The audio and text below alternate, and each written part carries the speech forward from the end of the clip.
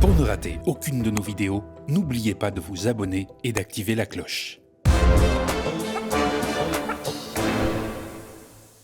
Chaque année, des millions d'allocataires doivent des sommes faramineuses à la CAF ou au Pôle emploi, souvent en raison d'une erreur de l'organisme, parfois à tort. Pierre ou Adrien racontent l'épée de Damoclès au-dessus de la tête. Lina Rissi, un journaliste d'investigation à Street Press dans la rubrique Confrères, je la reçois aujourd'hui. Bonjour Lina. Bonjour. Vous êtes donc journaliste, je le disais, pour Street Press, et vous êtes intéressé donc à ces trop perçus, à ces indus. Première question, comment avez-vous eu l'idée de ce sujet et pourquoi avoir souhaité enquêter sur la CAF ?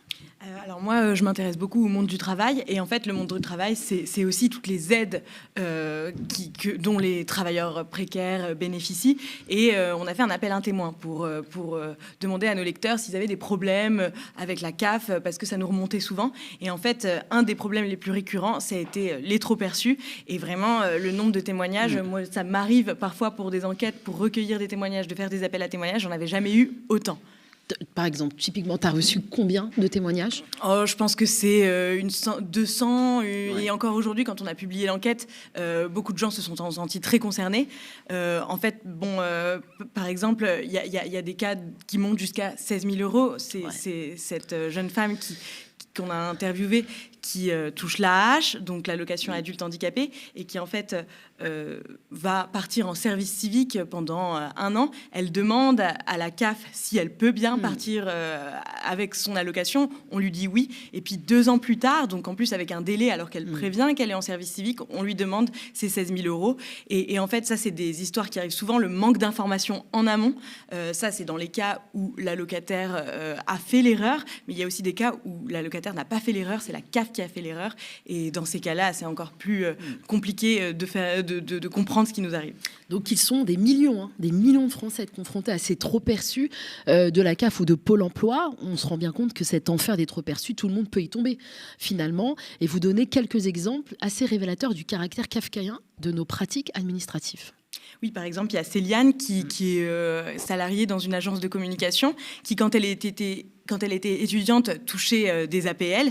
Et un jour, elle tombe sur un trop perçu de 2 400 euros sur son espace allocataire, puisque à chaque fois, tous les témoignages qu'on a eus, ils ne reçoivent pas de courrier ou de notification. Ils s'en rendent compte fortuitement.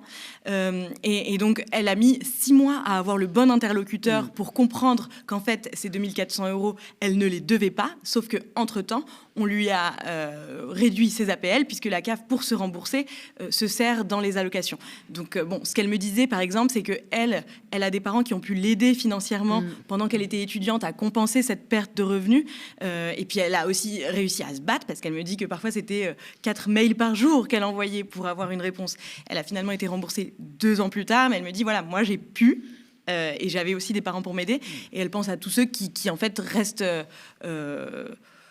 dans l'ignorance et puis finalement payent ce trop perçu qui peut-être n'est pas de leur faute. Ouais, donc en fait, ce qui est assez fou, c'est que parfois des simples soupçons de fraude suffisent à leur faire imputer donc des trop perçus.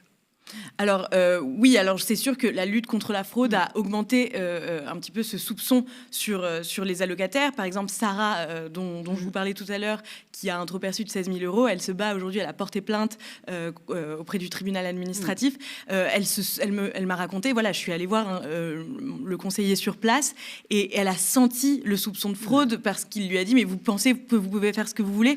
Elle m'a dit, en fait, c'est des droits qu'on a et on nous les reproche ensuite. Et elle a vraiment, c'est une des choses qui la révolte le plus dans cette histoire, en fait, c'est d'être vue comme une fraudeuse. Mais il y a quand même des fraudes qui existent, j'imagine.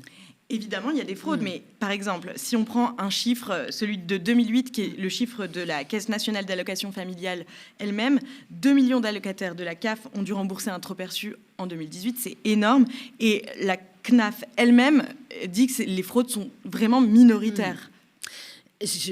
J'imagine que ces contrôles, on va dire, peut-être ont augmenté sous Emmanuel Macron et le gouvernement Elisabeth Borne. Ça s'est intensifié. C'est une politique de contrôle de ces allocataires de minima sociaux. Alors moi, mon enquête s'est concentrée sur les allocataires. J'ai pas interviewé les conseillers, donc je ne sais. C'est une autre enquête à faire sur les directives qu'ils reçoivent. Moi, ce que j'ai pu observer surtout, c'est qu'il y a une complexification. En fait, il y a des réglementations qui arrivent. On peut prendre l'exemple qui a été documenté aussi par d'autres confrères de la réforme du calcul des allocations logement en 2021, qui était censée simplifier, moderniser le système en prenant comme repère le dernier mois plutôt que les 3 derniers mois. Mais bon, en réalité, ça a provoqué des bugs en série. Et par exemple, selon un article de Mediapart, environ 150 000 personnes, soit 2% des allocataires, ont été impactés par des indus après cette réforme. Et à tel point que les agents de la CAF eux-mêmes, qui ne comprennent pas le nouvel algorithme, se sont mis en grève dans plusieurs agences de France parce qu'en fait, eux-mêmes ne peuvent pas bien travailler avec cette complexification. Ce qui est aussi incroyable, c'est que l'administration fait payer aux usagers donc ses propres erreurs.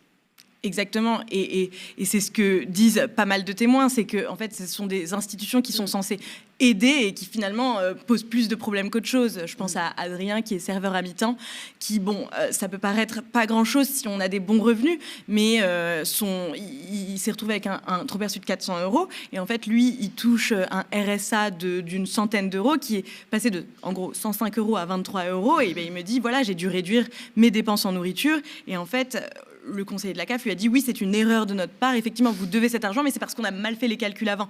Donc pour lui, ça lui tombe dessus, il est juste blasé, quoi. En fait, c'est une administration qui vient broyer les plus précaires.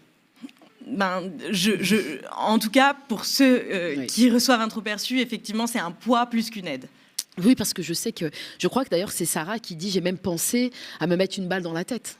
Alors oui, Sarah, c'est vrai que sur le moment, elle s'est dit mais comment je vais faire pour rembourser 16 000 €? À part travailler, même en travaillant 40 heures par semaine, elle n'est pas capable, elle est éducatrice spécialisée, c'est un salaire relativement bas, elle peut pas. Donc c'est pour ça qu'elle fait appel à la justice, et elle me dit sinon je prendrai mon mal en patience et je rembourserai chaque année, mais ça va être des années de remboursement, quoi. Ouais, est-ce que justement cette justice est sensible à la détresse des usagers qui se retrouvent dans cette situation ? Pour l'instant, Sarah a été déboutée. Donc la justice française, elle a fait appel. La justice française, je ne sais pas vraiment, mais ce qui est sûr, c'est que, en tout cas, la Cour européenne des droits de l'homme, en 2018, je crois que c'était, je sais plus dans quel pays, mais en tout cas a estimé que quand l'allocataire n'avait pas été informé de la raison du trop perçu en amont, c'était l'institution qui était en tort. Donc les allocataires ont toujours comme possibilité de se tourner vers la Cour européenne des droits de l'homme en dernier recours. Oui, donc ça demande des années, une énergie et des moyens financiers aussi pour régler forcément les honoraires de l'avocat. Donc tout est fait pour dissuader les usagers à aller jusqu'au bout. Merci beaucoup Lina Rissi. Je rappelle que tu es journaliste d'investigation à Street Press, donc on peut retrouver tous tes articles et tes enquêtes. Peut-être que tu travailles pour un autre média, on peut peut-être parler aussi de ton actualité, conclure par ça. Non, je suis avec Street Press, mais je vous invite à suivre notre travail. Par exemple, je pense à mes collègues qui ont sorti dernièrement les Faflix, c'est des données, ils ont récupéré les données de portable d'un militant néo-nazi très très jeune, et on peut voir un petit peu le quotidien de très jeunes néo-nazis qui écoutent du rap et font des saluts nazis. Super, ok, merci beaucoup Lina.